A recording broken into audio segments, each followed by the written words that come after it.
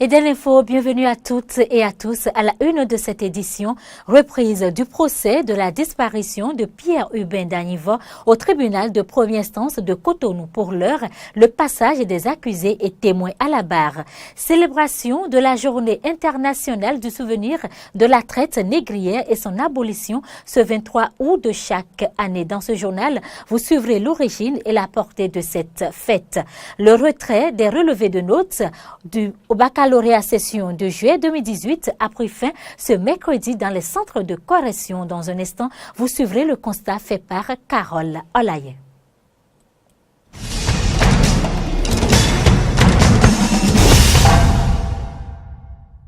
Merci de nous rejoindre. 2 jours déjà qu'a démarré le procès de Kodjo Kossi Alofa et de Donatien Amoussou, accusés d'assassinat et de complicité d'assassinat de Pierre-Hubin Dagnivo, disparu depuis le mardi 17 août 2010 jusqu'à ce jour. À 9h, ce 22 août 2018, au tribunal de première instance de Cotonou, sur la trentaine de témoins attendus, peu ont répondu présent, un comportement désapprouvé par les avocats de la partie civile et ceux de la défense.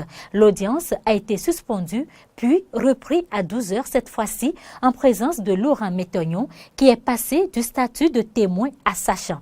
Rappelons qu'il était le plaignant de l'affaire en justice. Ce sont là les informations recueillies dans la matinée de ce mercredi. La suite de ce procès dans nos prochaines éditions. Mais avant, je vous invite à écouter la réaction de certains citoyens béninois sur la reprise de ce procès au micro de Fréjus Serment et Fiacre Voiton. On ne sait pas comment la chose était passée. Et puis, on dit d'avoir distribué, on ne sait pas. Moi, je souhaite, il faut que l'État n'a qu'à chercher. Pourquoi un homme va disparaître comme ça? Moi, je ne sais pas. Parce que si la personne n'est pas morte, il doit être vivant. Mais il n'a pas... Il n'a pas tout de là et puis il va disparaître comme ça. Non, je ne comprends pas. Il faut que l'État n'a qu'à chercher. Là où la cause est sortie, puis il n'a qu'à faire ce qu'il va faire et puis on trouve la solution. Moi, je voudrais poser une question. Depuis ce bon moment-là, est-ce que il est encore vivant? Il faut demander d'abord parce que bon, il ne faut pas poursuivre les choses et puis après, bon c'est niette. Parce que moi, mon opinion, je me dis peut-être s'il est encore vivant. Bon, quand vous allez poursuivre, puis il n'est pas encore vivant, bon, quel est l'intérêt de l'État? Bon, je ne sais pas trop quoi. La disparition de M. Dagnivo a été un sujet sensible qui a été négligé depuis longtemps. C'est intéressant qu'aujourd'hui, la justice s'intéresse à cela. C'est une bonne chose. Vivement que la vérité se manifeste et que s'il y a eu des coupables, que ceux-là soient punis. Il ne faut pas laisser dans une république les affaires de disparition de personnes sans suite, parce que cela pourrait se répéter à d'autres niveaux. Donc il faut que le tribunal fasse son travail et que la vérité soit manifestée pour que tout le monde sache ce qui s'est réellement passé. La communauté internationale commémore le 23 août de chaque année la journée internationale du souvenir de la traite négrière et son abolition. Quelle est l'origine de cette célébration et quelle est son importance? Élément de réponse dans ce reportage de Laurent Tonaikes. La traite des Noirs par l'Atlantique a débuté au XVe siècle à destination de l'Europe, mais c'est après la découverte de l'Amérique qu'elle a pris son essor pour fournir de la main-d'œuvre aux plantations. Ainsi, des Noirs d'Afrique seront vendus tels des marchandises et ce durant plusieurs siècles. Une situation qui va durer jusqu'en 1791 où, dans la nuit du 22 au 23 août, des hommes et des femmes arrachés à l'Afrique et mis en esclavage se sont insurgés contre le système esclavagiste pour obtenir la liberté. C'est en souvenir de cette insurrection que l'UNESCO a choisi la date du 23 août de chaque année pour célébrer le souvenir de la traite négrière et de son abolition. Et depuis, l'UNESCO a choisi cette date pour qu'ensemble nous puissions nous mettre à réfléchir sur les causes historiques de cette tragédie, à réfléchir sur les conséquences actuelles et surtout aussi à voir les interactions que ça a eu avec l'Afrique, l'Europe, les Amériques et les Caraïbes. Voilà un peu, disons, le symbole qui est derrière cette commémoration, qui vise aussi surtout à insérer dans les mémoires la tragédie de la traite négrière. L'histoire de la traite négrière et de l'esclavage a fait couler un flot de rage, de cruauté et d'amertume qui ne s'est pas encore tari. Elle est aussi une histoire de courage, de liberté et de fierté, de la liberté reconquise. Toute l'humanité s'y retrouve. Ce serait une faute et un crime de l'occulter ou de l'oublier. Ce souvenir est donc très important. Pourquoi ce souvenir? Parce que le bourreau, il ne faut pas laisser le bourreau tuer deux fois. Il ne faudrait pas que l'histoire se répète. Et que nous puissions ensemble prendre conscience de ce que les droits humains sont universels. Raviver la mémoire de la chose pour que nous ne puissions pas tomber dans les mêmes revers, dans les mêmes je dirais, déviances de l'histoire. C'est une date reconnue en Afrique comme la date du souvenir de la déportation de nos ancêtres. Cette date mérite que chaque année, j'essaie de faire l'effort d'être présent à Ouidah, au Bénin, mais que partout sur le continent africain, on organise cette commémoration qui ne doit pas être un moment de fête, mais qui ne doit pas non plus être un moment de tristesse, mais un moment de joie, des retrouvailles de la famille africaine. Se souvenir pour montrer que ce n'est pas quelque chose de bien que de faire des captifs, de les emmener, de les esclavagiser et tout. Nous nous souvenons et donc il ne faut pas répéter, il ne faut pas de nouveau traiter les Africains de la sorte. Au-delà de cette célébration de tous les actes de réparation et de réconciliation, Georges-Emmanuel Damileko, haut dignitaire de la Cour royale d'Ayada, souhaite que cette célébration annuelle soit une occasion de remise de cartes nationales d'identité ou de passeports béninois aux afro-descendants en guise de reconnaissance. Les estimations sur le nombre de personnes déportées d'Afrique en Amérique varient pour la plupart entre 10 et 20 millions. Les descendants d'esclaves sont quant à eux estimés à plus de 350 millions dans le monde. Les manifestations officielles entrant dans le cadre de la Journée internationale de souvenir de la traite négrière et son abolition auront lieu ce jeudi à Ouidah à la porte du non-retour. Volet éducation, la distribution des relevés de notes du baccalauréat session de juillet 2018 a pris fin ce mercredi dans les centres de correction, mais les retardataires peuvent toutefois se rendre dans les directions départementales des examens et concours pour retirer leur relevé. Carole Olaye et Damien Pedro étaient au CEG Bégamin dans la matinée de ce mercredi pour faire le constat que voici. Orphée Aron-Ransou, âgé de 17 ans, admis au baccalauréat 2018, est rentré en possession de son relevé de notes ici au collège d'enseignement général Bégamin de Cotonou.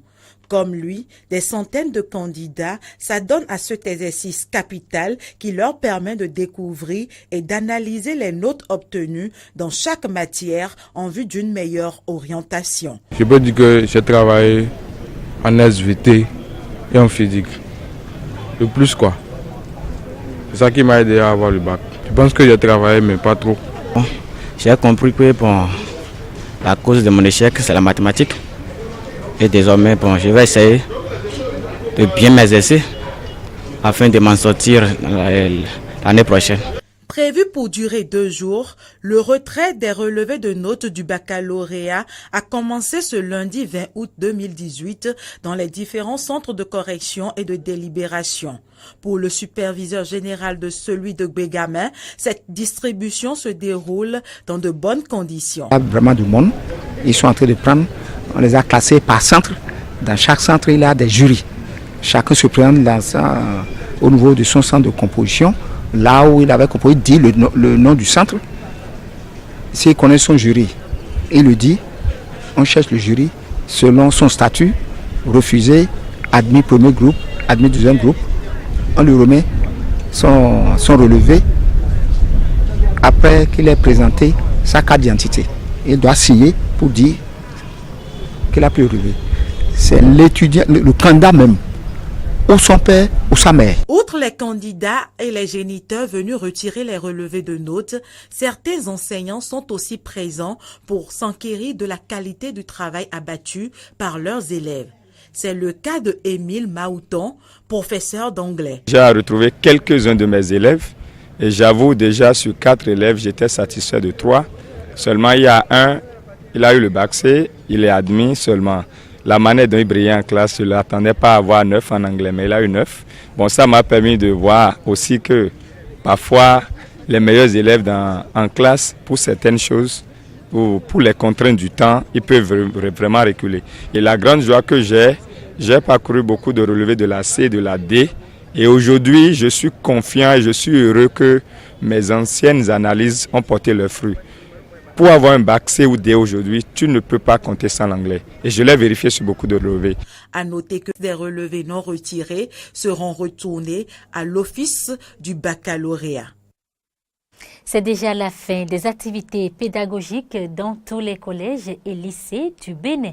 Mais le constat est bien différent cette semaine au CEG Sainte-Rita où affluent et composent depuis ce lundi plusieurs dizaines d'apprenants. Ici, ils n'y sont pas pour les cours de vacances, mais plutôt pour la session de remplacement du baccalauréat session de juillet 2018, qui sont ceux qui y sont convoqués et composent cette année. Le chef centre nous répond au micro de Fréjus Sasséron. La session de remplacement est une session spéciale. Et ça se situe au niveau de la catégorie de candidats qui y composent. Il s'agit donc des candidats qui n'ont pas pu, c'est-à-dire les candidats régulièrement convoqués à la session normale, qui n'ont pas pu y être pour raison de santé et pour d'autres raisons. Donc, les raisons sont les suivantes. Candidats de remplacement, il s'agit donc de la première catégorie qui concerne les candidats qui n'ont pas pu répondre présent à la session normale parce qu'ils sont malades. Deuxième catégorie, des candidats qui ont commencé la session normale et qui, pour raison de santé, ont abandonné la composition. Ceux-là, ils sont aussi candidats malades. Troisième candidat, des candidats qui, pour une autre raison, en dehors de la maladie, peut-être des candidats dont les dossiers ils ont déposé leur dossier, mais il y a eu peut-être des ratés dûment constatés par la commission de baccalauréat. Donc eux, on peut les convier à la session de remplacement. Donc ça fait les 3 catégories de candidats qui composent ce matin au CEG Sainte-Rita. Ils viennent de tous les départements du pays et c'est le centre unique. Donc ils sont répartis en 6 salles. Un effectif de 115 candidats. Et il y a 39 encore absents qui n'ont pas pu se remettre de leur maladie, qui n'ont pas recouvré leur santé. Et ils sont donc au nombre de 115 au total. Parmi les 115, il y a 39 absents. 2 cas d'abandon, ils ont commencé le lundi dernier. Et ces candidats, après dans la première composition, ils n'ont pas pu retrouver la santé et ils ont été obligés d'abandonner encore. Ça fait donc à l'année prochaine pour eux. Il n'y a plus d'autres sessions de rattrapage. Voilà donc ce que nous avons. Donc au total, ils sont donc 76 candidats qui composent actuellement. 76 qui composent. Donc sur les 115, il y a eu 39 absents et 76 composent. Au niveau des 76, il y a 2 abandons encore, donc il y a 74 qui composent actuellement. Des propos recueillis par Fréjus Sasséron et Fiacre Voitan. Retour dans ce journal sur les différentes manifestations qui ont marqué la fête de l'Aïd el-Kébir. Retrouvons maintenant Jonas Boti qui nous fera vivre la Tabaski dans la ville de Lokossa. Allahu Akbar. Allahu Akbar. Tout comme les autres jours des grandes fêtes de la religion musulmane, c'est à la place Idi de Lokossa, située à l'entrée de la ville, en venant de Cotonou, que les fidèles musulmans de la Cité de l'Espérance se sont réunis pour la grande prière en ce jour de Tabaski. Sous la conduite de l'imam de la mosquée centrale de Lokossa, ils ont uni leur intention de prière pour la paix au Bénin et pour la santé du président de la République, conformément au message du représentant du préfet du Mono à la communauté musulmane. Le message fort du préfet, c'est que tout le monde prie pour la paix, la santé, puisque sans la santé, rien n'est possible. Sans la paix, rien n'est possible. Alors le préfet a demandé à ce que tout un chacun de nous continue de prier pour la paix, prier pour le chef de l'État, prier pour la paix dans son foyer, la santé pour lui-même, pour les grandes décisions qu'il prend courageusement pour le développement de notre pays. Après le prêche de l'imam et les prières d'ensemble, les fidèles musulmans de l'Okossa se sont retirés dans leur ménage pour poursuivre la fête. Après la prière ici, nous allons nous rendre chez nous, continuer la fête, faire beaucoup de sacrifices, c'est-à-dire les moutons que nous avons payés tel qu'on l'a dit, suivre la souna, c'est-à-dire diviser en 3 parties, les 2 tiers pour les gens, pour Sarah et les 1 tiers pour soi-même. Souvent, à l'occasion de la fête de la Tabaski, la plupart du temps, les amis savent qu'aujourd'hui ils doivent me rendre visite. Donc, ils regardent l'heure, à partir de 14h, voire 15h. Si vous revenez ici, vous allez constater qu'il y a la présence des hommes ici. Et pour que la fête commence, donc après la prière, quand nous revenons, après avoir observé l'imam tué, nous revenons à la maison et nous faisons également comme ce que l'imam a fait. Avant d'immoler son mouton, ce musulman nous rappelle l'essentiel du prêche de l'imam de l'Okossa en ce jour de Tabaski. Il dit que le mouton que nous achetons, que Dieu ne veut pas prendre la viande, il ne veut pas son sang, mais c'est la crainte que nous avions en achetant le mouton pour tuer au nom de Dieu, que c'est cela qui est important dans la vie d'un musulman. Ce n'est pas que j'ai l'argent, j'ai acheté un gros mouton, j'ai l'argent, j'ai acheté un petit mouton, non. Il dit, et il a insisté sur ça, il dit que c'est la crainte, la peur que chacun de nous avons pour notre Seigneur qui est Allah. Et la deuxième chose, il dit que nous devons essayer d'honorer à nos promesses. Parce que le prophète Ibrahim avait promis à Dieu, lorsque tu vas me donner l'enfant, je vais te le redonner. Donc c'est une promesse. En voulant sacrifier son fils unique à Dieu, Dieu l'a fait remplacer par un mouton. C'est pour dire quoi? Dans la vie humaine ou bien dans la vie sociale, lorsque nous faisons des promesses à quelqu'un sur le plan financier, matériel, nous devons essayer d'honorer à ces engagements. L'effervescence de cette fête de la Tabaski s'est beaucoup plus fait ressentir au quartier Zongo, qui regorge d'ailleurs plus de fidèles musulmans à l'Okossa. Les fidèles musulmans d'Akonville dans la commune d'Abomey-Calavi ont eux aussi célébré l'Aïd el-Kébir. Ils étaient nombreux ce mardi à se rendre à la mosquée de leur localité pour implorer la miséricorde divine. Le point avec Frère Juste Serment, Martin Koudenoupo et Romaric Devouché.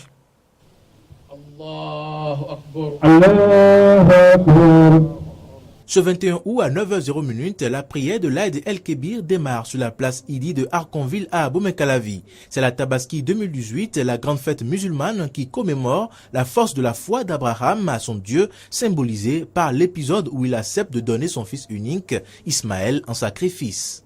À cette occasion, l'imam de la mosquée d'Arconville, Moussa Kolassani, a invité les fidèles musulmans à garder la foi. N'ayez peur, n'ayez crainte et ne soyez point affligés. Vous aurez le dessus. Ce n'est pas moi qui le dis, c'est une promesse de Dieu. Alors dit, vous aurez le dessus si vous êtes des croyants. Alors, ne soyez pas parmi ceux-là qui font preuve de peu de foi. Ne soyez pas parmi les hommes que Isa alayhi salam a indexé, qu'il a dit, pourquoi as-tu peur, homme peu de foi? Que votre foi soit solide. Faites de votre mieux et laissez le reste. Laissez Dieu gérer le reste pour vous. Les ennemis, ne cherchez même pas à les connaître. Laissez-les pour Dieu. Dieu va les gérer pour vous. Témoignez encore même de la bonté envers eux. Soyez bons envers vos ennemis. Faites-leur du bien. Si vous les voyez, soyez bons envers eux. Témoignez de l'amour envers eux. Il n'y a aucune puissance, aucune force au-delà de l'amour. Et l'amour, c'est Dieu. Dieu, c'est l'amour. Qu'Allah vous bénisse. Pour les fidèles musulmans, ce jour est un grand moment de fête. Ce sentiment du jour, parce que c'est une fête, c'est notre grande fête religieuse. Là, je souhaite à toutes les communautés musulmanes bonne fête. Et bonne, parce que c'est encore fin d'année, on est dans le 12e mois. Bonne heureuse année. Et je prie Dieu, que Dieu nous donne la santé et paix du cœur. Et la paix pour notre pays et paix pour notre président, la santé. Nous, toute la communauté musulmane, on rend grâce à notre Seigneur qui nous a permis de voir ce grand jour de fête, ce grand jour de bonheur, ce grand jour de partage. Donc c'est pourquoi je dis que mes sentiments sont des sentiments de grâce, des sentiments de joie. À la fin de la prière, l'imam a immolé un mouton selon la tradition et a lancé ainsi les festivités marquant cette fête de la Tabaski. À Cotonou, les fidèles musulmans étaient également à la place Idi, derrière l'aéroport pour la même cause, la fête de la Tabaski. Reportage.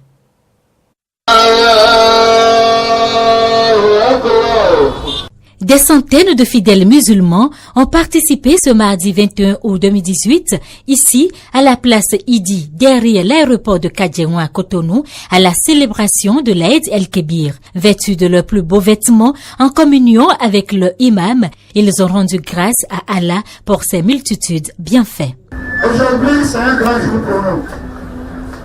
Et le nom le plus aimé chez Dieu aujourd'hui, c'est Allahu Akbar. Pourquoi? Parce qu'il y a des Kabirs parmi nous. Des Kabirs, celui qui, avec son portable, il peut faire enfermer quelqu'un qui donne un parapluie. Aujourd'hui, je commence par les pauvres. Vous qui n'avez pas d'argent, et vous n'avez pas acheté de mouton, moi je vais tuer 2 moutons. Un pour moi, mener ma famille, et un pour vous. L'histoire d'aujourd'hui, c'est 3 personnes. La première, Abraham. La deuxième, c'est Ismaïl. Ce n'est pas Isaac. Après cette prière qui a démarré à 9h, place à l'immolation du mouton, comme l'avait fait le prophète Abraham qui devrait sacrifier son fils unique Ismaël. On tue les moutons en guise du message qui a été apporté à Abraham de sacrifier son fils en guise de sa loyauté vers le Dieu. Bon, et que subitement son fils a été remplacé par un mouton. La fête de la Tabaski est un moment de réjouissance et de piété, nous dira la ministre de la Communication et de l'Économie numérique. L'Aïd el-Kébir, c'est la fête, la grande fête, c'est la fête la plus importante des fêtes musulmanes. C'est la fête du sacrifice, l'Aïd el-Adha, et c'est l'expression de notre soumission à notre Dieu, Allah le grand, le miséricordieux. Et donc cette fête est une occasion de réjouissance, mais également de piété. Et nous venons de faire la prière et qu'Allah accepte les prières qui ont été les nôtres et que les bienfaits de ce mois, de ce sacrifice, de ces immolations qui auront lieu cette journée rejaillissent sur le peuple béninois tout entier et sur son chef, le président Patrice Talon. La fête va continuer à la maison ainsi que dans tous les foyers béninois. Je souhaite une bonne fête à tous les Béninois et à toutes les Béninoises. Une bonne fête de l'Aïd el-Kébir et que Allah nous exauce et accepte nos sacrifices. Les festivités vont se poursuivre dans chaque ménage, dans la joie et le partage des repas copieux réservés pour l'occasion. Actualité hors du Bénin, le leader de l'opposition au Zimbabwe, Nelson, a donné une conférence de presse 2 jours avant l'audience à la Cour constitutionnelle au sujet du recours de l'opposition qui conteste le résultat de l'élection présidentielle du 30 juillet remportée par le sortant Emmerson Mnangagwa. Reportage. Au Zimbabwe, la Cour constitutionnelle va tenir ce mercredi une audience au sujet du recours de l'opposition qui conteste le résultat de l'élection présidentielle du 30 juillet remportée par le président intérimaire sortant Emmerson Mnangagwa. Le leader de l'opposition, Nelson Chamzia, s'en réjouit. Le procès auquel nous assistons, c'est celui de la démocratie, le procès des élections libres et équitables, le procès d'un vrai plébiscite, et c'est pourquoi nous sommes très heureux d'avoir constitué et construit ensemble une équipe d'experts juridiques expérimentés et approuvés. Le président Mnangagwa a dû repousser son investiture à cause du recours de l'opposition. Il a su que les élections ont été crédibles. Son parti, la ZANU-PF, a également déposé un contre-recours. Nelson Chamzia, leader de l'opposition, lui parle de fraude et déclare être le vainqueur de cette élection. Les membres du ZANU-PF savent qu'ils ont tout construit sur les fondements de la tromperie et des mensonges. Ils ne gagneront pas une élection dans ce pays. Monsieur Mnangagwa a été battu lors de cette élection. Il doit concéder la défaite. Nous avons gagné même dans les circonscriptions parlementaires. Chamzia dit comprendre les inquiétudes des populations sur les suites des différents recours. Après le scrutin, l'armée avait tiré sur des manifestants de l'opposition, faisant au moins 6 morts. Je comprends parfaitement l'inquiétude de la nation au sujet du recours constitutionnel à venir après la subversion de la volonté du peuple par la ZEC, avec l'aide de certains voyous qui sont parmi nous. La Cour constitutionnelle a 14 jours pour trancher après le dépôt du recours de l'opposition déposé le 10 août. Selon la plupart des analystes, le recours du MDC a peu de chances d'aboutir. Le président malien sortant Ibrahim Boubacar Keïta, officiellement vainqueur de l'élection présidentielle, tend la main à l'opposition pour son deuxième mandat à partir de septembre dans un pays toujours confronté à la menace djihadiste malgré 5 années d'intervention militaire internationale. Fréjus Serouin pour le commentaire. Au Mali, Ibrahim Boubacar Keïta est réélu pour un second mandat de 5 ans avec un taux de 67,16% contre 32,84% pour son adversaire Soumaïla Cissé. La Cour constitutionnelle dirigée par Manassa Danioko a rendu public ce 20 août les résultats définitifs de l'élection présidentielle. Dans sa première déclaration après la confirmation de sa victoire, Ibrahim Boubacar Keïta a tendu la main à l'opposition, notamment à celui qui est arrivé en deuxième position, Soumaïla Cissé. À mon jeune frère, Soumaïla Cissé, chef de file de l'opposition dite républicaine, je voudrais tendre la main. Après la bataille électorale, il y a des retrouvailles. Car pour bâtir un avenir de tous les possibles, le Mali doit pouvoir compter sur toutes ses filles et tous ses fils. Chacun aura sa place. Le président malien est également revenu sur le taux de participation qui est de 34,32%. Le niveau de participation à cette élection, qui aurait pu être meilleur, nous interpelle tous. Il doit amener, de notre part, acteurs politiques et société civile, à une réflexion profonde sur l'évolution de nos institutions et de nos pratiques, pour améliorer notre système démocratique.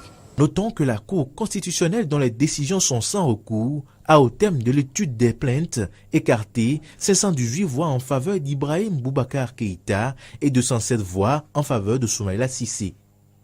IBK réélu sera officiellement investi le 4 septembre prochain. Son nouveau mandat devrait prendre fin le 3 septembre 2023. Fin de cette édition. Merci de l'avoir suivi.